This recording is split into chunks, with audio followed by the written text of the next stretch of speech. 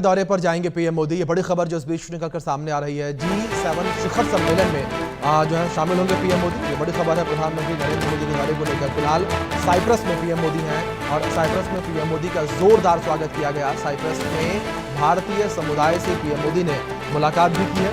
ये बड़ी खबर है जो इस बीच सामने आ रही है। और पीएम मोदी का ये दौरा बेहद खास जो है वो जिस तरीके से बताया जा रहा है, ऑपरेशन सिंदूर के बाद पीएम मोदी की ये पहली विदेश यात्रा है। और प्रधानमंत्री नरेंद्र मोदी जो है वो इस वक्त साइप्रस में मौजूद हैं, जहां पर भारतीय समुदाय के लोगों से भी पीएम मोदी ने मुलाकात की और गर्मजोशी के साथ लोगों ने जो है पीएम मोदी का स्वागत किया और भारत माता की जो है के नारे लगते नजर आए। लेकिन दूसरी ओर प्रधानमंत्री नरेंद्र मोदी जो है वो कनाडा के लिए भी रवाना होंगे यहीं से। और कनाडा में प्रधानमंत्री नरेंद्र मोदी G7 शिखर सम्मेलन में शामिल होंगे। इस बीच हमारी senior executive editor Megha Sharma ji जुड़ गए, रुक करेंगे सीधे उनका। मेघा, सबसे पहले अपडेट्स आपसे यहाँ पे यही चाहेंगे जिस तरीके से प्रधानमंत्री नरेंद्र मोदी इस वक्त साइप्रस में मौजूद हैं और बड़ी बात यहाँ पर यह है कि ऑपरेशन सिंदूर के बाद पीएम मोदी का पहला ये विदेश का दौरा।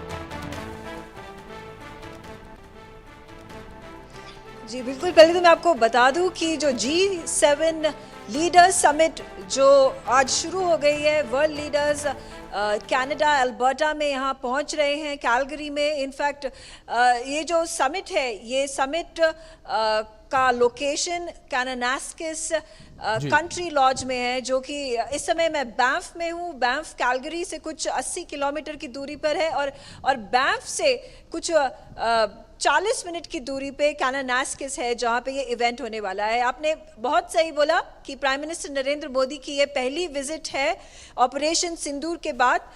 इस समय वो साइप्रस में है और साइप्रस से वो रवाना होंगे कल कैलगरी के लिए।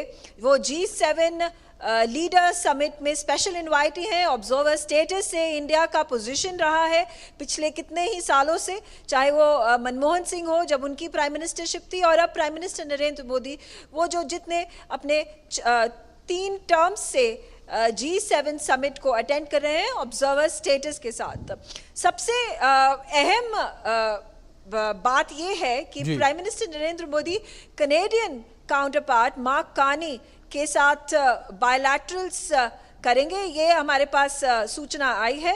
इस बायलैटरल के दौरान, जो कि कनाडा और इंडिया बहुत ही नज़दीकी से देख रहा है, इसलिए देख रहा है क्योंकि पिछले 1.5 साल से जो इंडिया और कनाडा के रिलेशनशिप है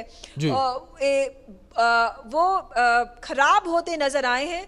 पिछले 1.5 साल से जब ट्रूडो लीडरशिप में थे, प्राइम मिनिस्टर थे कनाडा के, हमारे रिलेशनशिप में बहुत ही प्रॉब्लम्स आए हैं।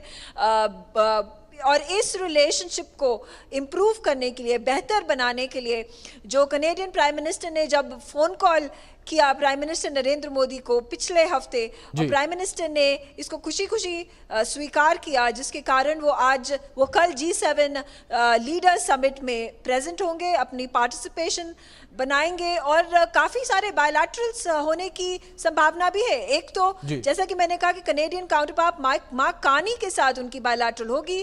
खालिस्तानी इशू फॉर श्योर उठाया जाएगा, पर ऑल्सो जो स्ट्रेटेजिक ट्रेड टाइज हैं जिनको बढ़ावा दिया जा रहा था कनाडा और इंडिया द्वारा 2 साल पहले, उसके बारे में भी बात हो सकती है।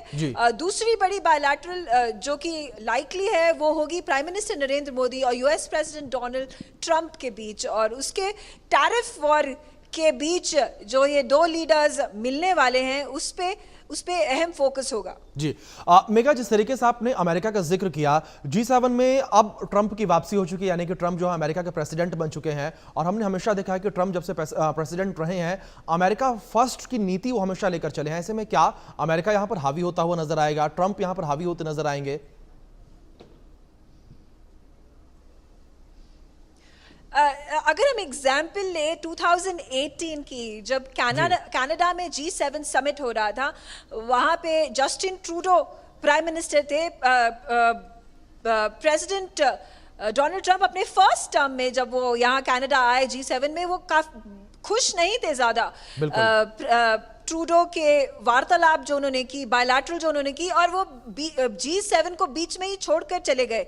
और ट्रूडो के लिए उन्होंने ये शब्द इस्तेमाल किए कि वो एक वीक और डिसऑनेस्ट प्राइम मिनिस्टर है। तो अब क्या इसका ऐसा प्रदर्शन प्रेसिडेंट ट्रंप इस G7 में प्रदर्शित करेंगे, दिखाएंगे, ये तो हम कह नहीं सकते, क्योंकि वो काफ़ी वॉलेटाइल प्रेसिडेंट है। पर हाँ, जो इकोनॉमिक टैरिफ्स हैं जो कि सारी कंट्रीज जो G7 अटेंड कर रही हैं, चाहे वो ग्रुप ऑफ 7 की कंट्रीज हो, चाहे वो अटेंडीज हो इंक्लूडिंग इंडिया, साउथ कोरिया, चाहे हम ब्राज़ील की बात कर लें, चाहे मेक्सिको की बात कर लें, वो काफ़ी परेशान है प्रेसिडेंट ट्रंप के टैरिफ वॉर्स को लेकर। और इसी के कारण वो सब चाहते हैं कि प्रेसिडेंट ट्रंप के साथ उनकी बायलैटरल हो, साइडलाइंस पे G7 की ये किस्सा यहीं पे खत्म हो। और ट्रंप एडमिनिस्ट्रेशन अपने जो हेवी टैरिफ्स हैं, कुछ 100% तक के टैरिफ्स जाके इम्पोज किए गए हैं। अभी तो इस समय हॉल्ट है, जुलाई तक ये पॉज खत्म हो जाएगा, डेडलाइन खत्म हो जाएगी। इसीलिए एक डील करना चाहते हैं जो कि फेवरेबल हो इन सारी कंट्रीज की इकोनॉमीज के लिए।